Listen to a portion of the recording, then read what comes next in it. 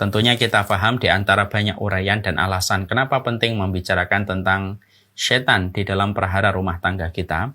Karena sesungguhnya kita paham mendapatkan keluarga qurrata a'yun itu bukan hanya sekadar kewajiban, tapi ini merupakan kebutuhan mendasar.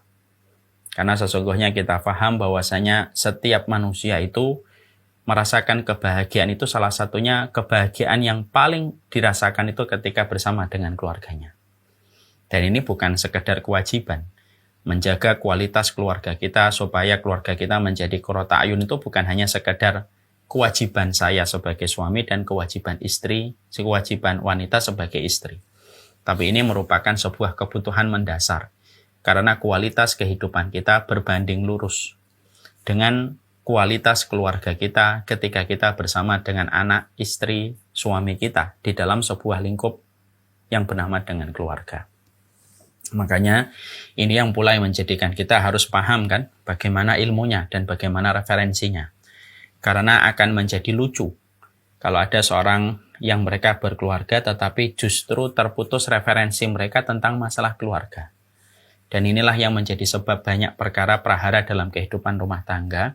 Salah satunya karena terputusnya referensi. Setiap para pelaku keluarga ketika mereka tidak mengetahui referensi. Apa yang harus dilakukan di dalam kehidupan berumah tangga ataupun ketika mendidik anak. Makanya kan masih ingat saya sampaikan pada pertemuan dulu. Kita ini hari ini hanya mengenal mesin saja. Ada sebuah, kita menemukan di Universitas Teknik Mesin atau Teknik Sipil atau Teknik Mesin. Hanya untuk mempelajari mesin yang sifatnya benda mati. Bagaimana seluk-beluknya, bagaimana bentuk dari mesinnya kalau ada masalah, itu dipelajari selama 4 tahun. Padahal polanya kelihatan karena itu benda mati. Kalau mempelajari benda mati sebagai objek tentunya dibutuhkan pembelajaran hingga 4 tahun. Terevaluasi setiap semesternya. Lalu puncak evaluasi itu dengan adanya skripsi dan sidangnya. Hanya untuk memahami satu mesin supaya dia ketika bekerja paham setiap produk-produk mesin ketika memproduksi satu barang. Ternyata sepanjang itu kita belajar selama 4 tahun dengan 8 kali semester. Apalagi dalam kehidupan berumah tangga. Padahal ini masalah yang jauh lebih besar dan lebih agung yang tidak bisa dibandingkan dengan urusan masalah mesin. Tapi itulah ironisnya kita sekaligus pula lucunya.